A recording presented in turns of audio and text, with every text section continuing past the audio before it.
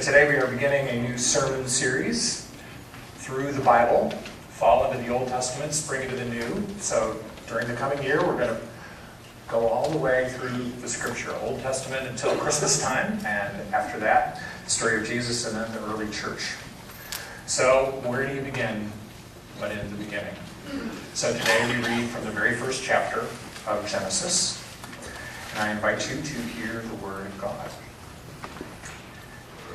In the beginning, when God created the heavens and the earth was a formless void, and darkness covered the face of the deep, while a wind from God swept over the face of the waters.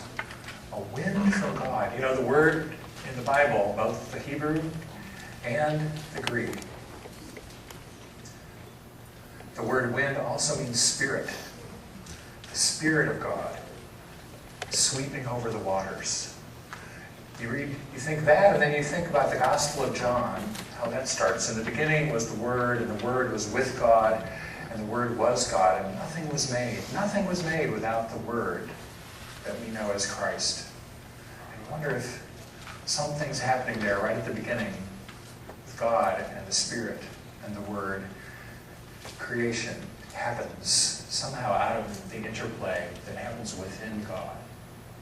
Anyway, a wind of God is sweeping over the waters, and then God said, "Let there be light." And there was light. And God saw that the light was good, and God separated the light from the darkness.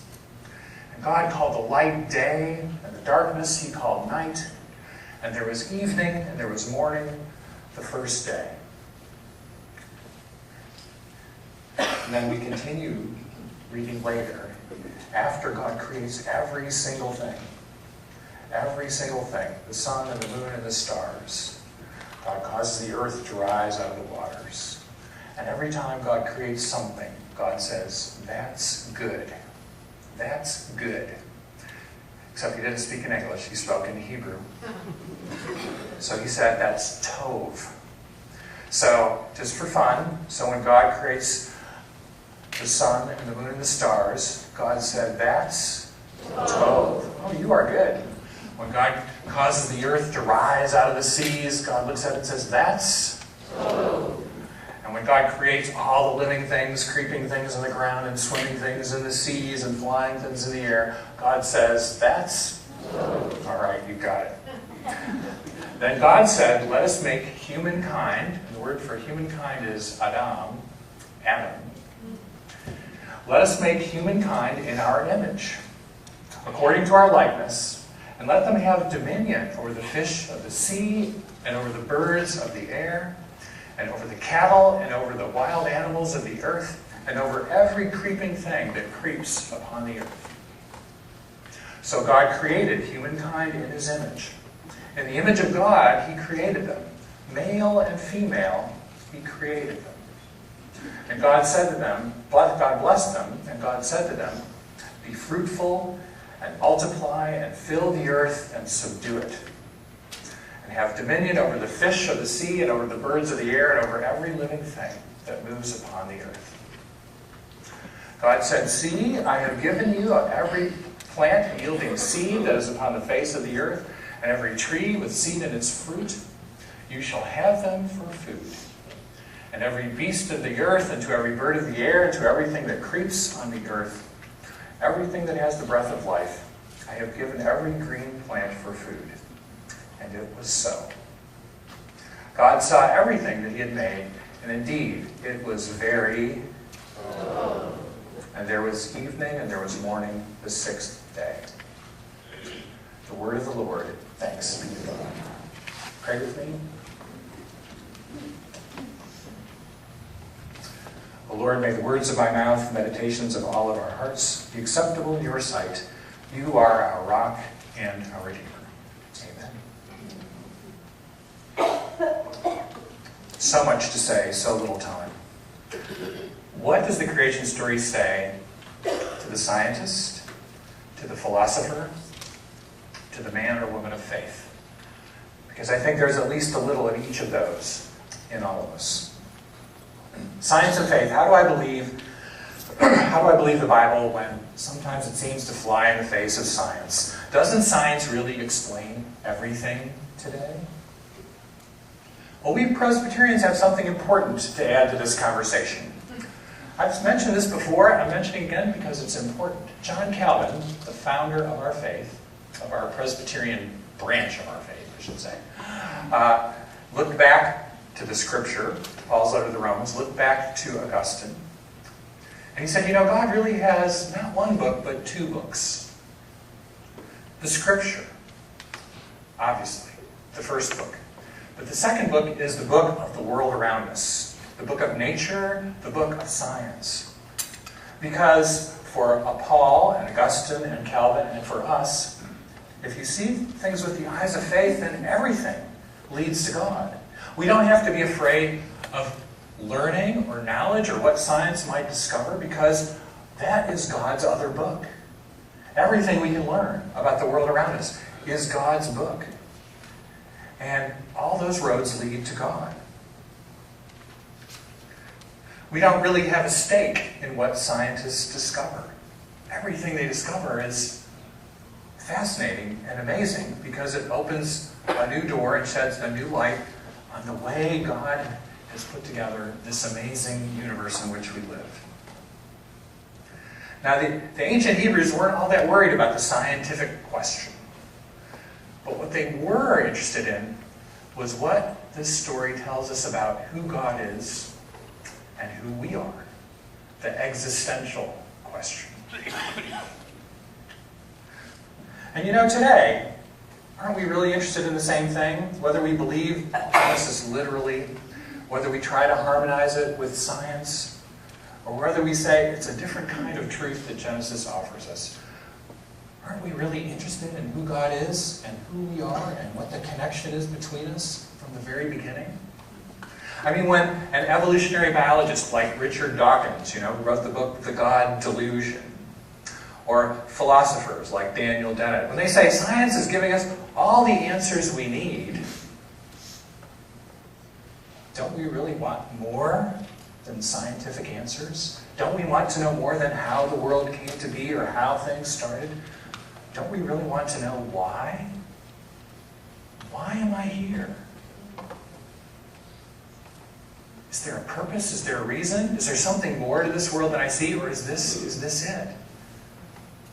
Science doesn't answer the why question. Science doesn't tell us what to value or how to love our neighbor. Science describes the natural processes that, again, if we view them with the eyes of faith, they all lead to God. Which leads us to the philosophers. Thomas Aquinas in the medieval times, he wrote 5 proofs for the existence of God. He followed Aristotle. And one of them is called the cosmological argument. I'm just showing my seminary ID card when I say things like that. Anyway, that's really very simple. Everything has a cause. Everything has a cause. And if you go back far enough, you will come to the first cause, which is God.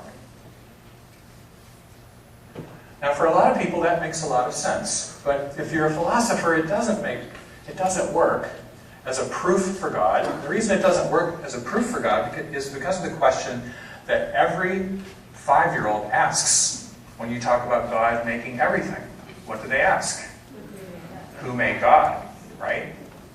So philosophically, as a proof for God, it doesn't work. Because if you say there's a first cause for everything, then there has to be a first cause for God philosophically within that discipline. So it's not a proof for God. It's not a proof for God. But what it is actually a very logical explanation for why there is a God.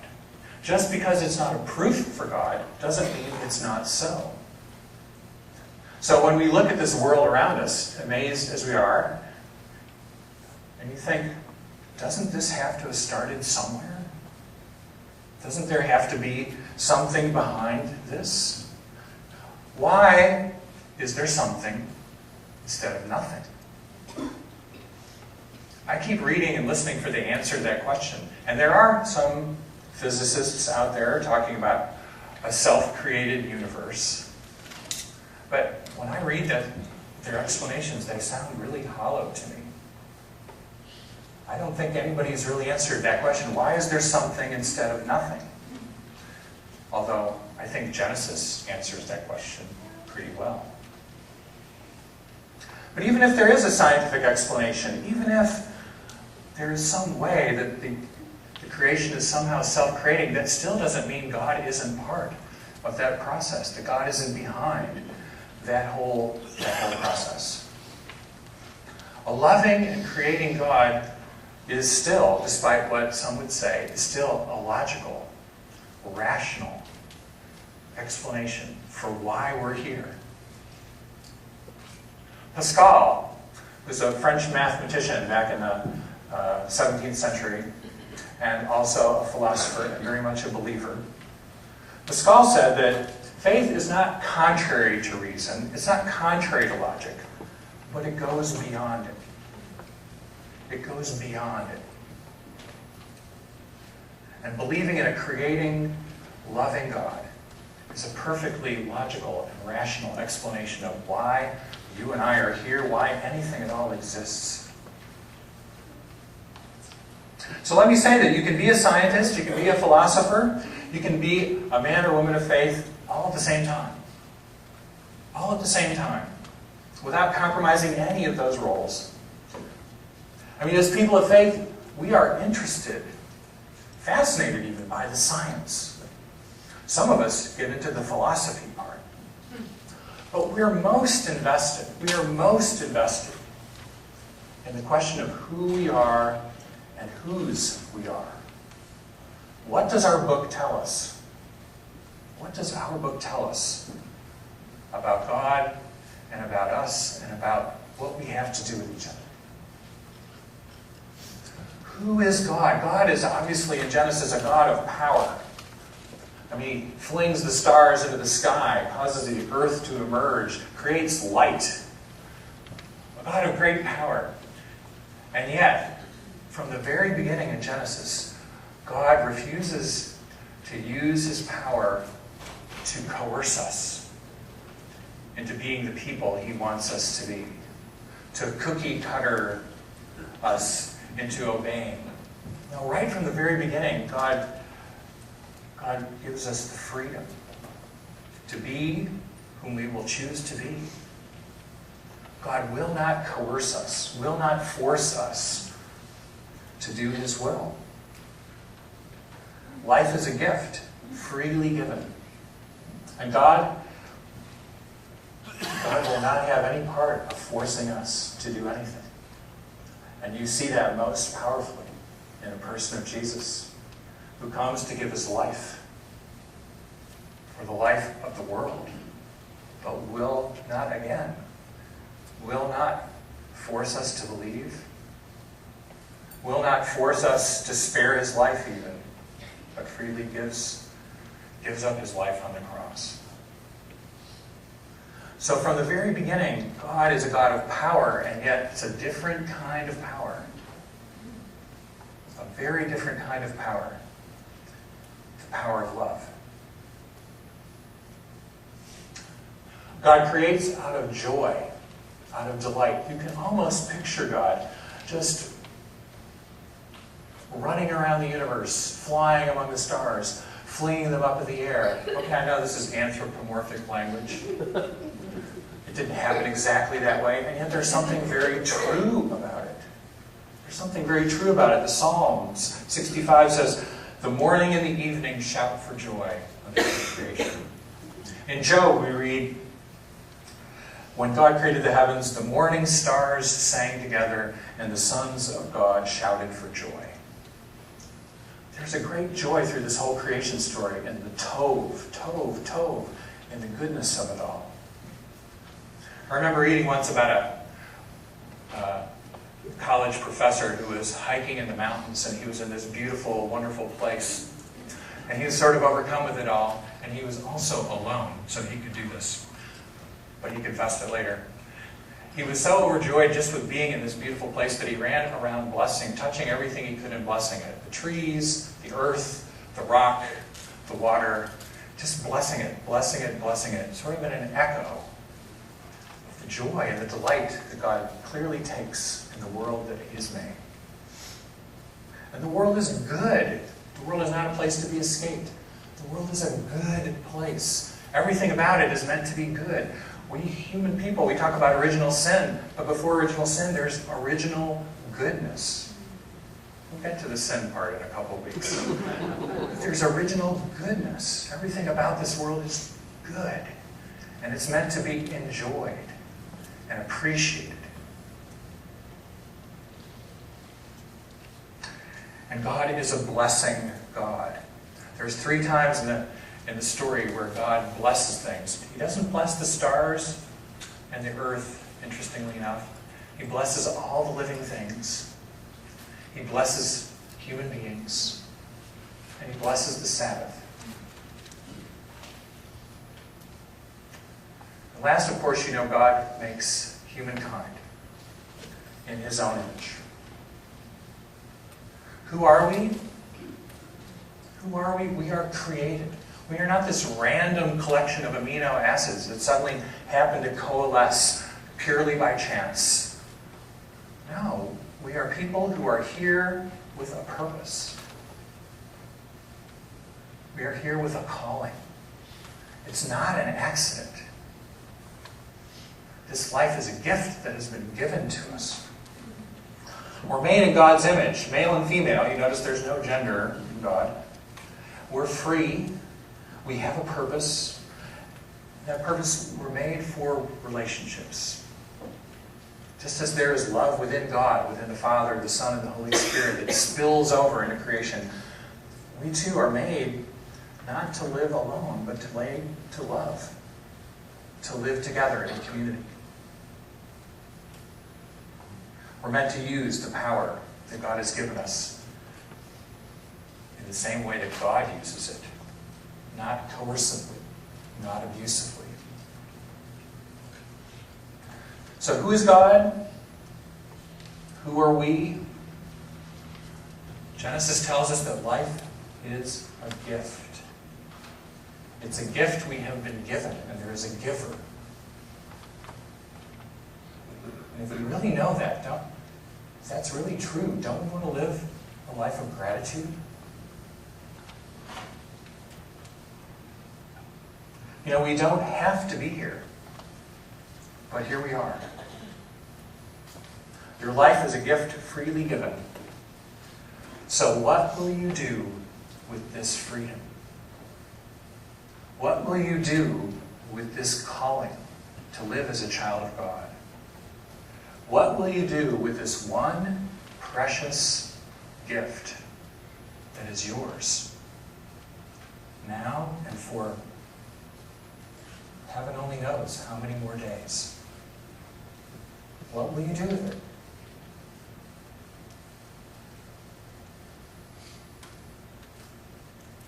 Your life is your answer. Pray with me. O Lord, all is grace and all is good when we are connected to you.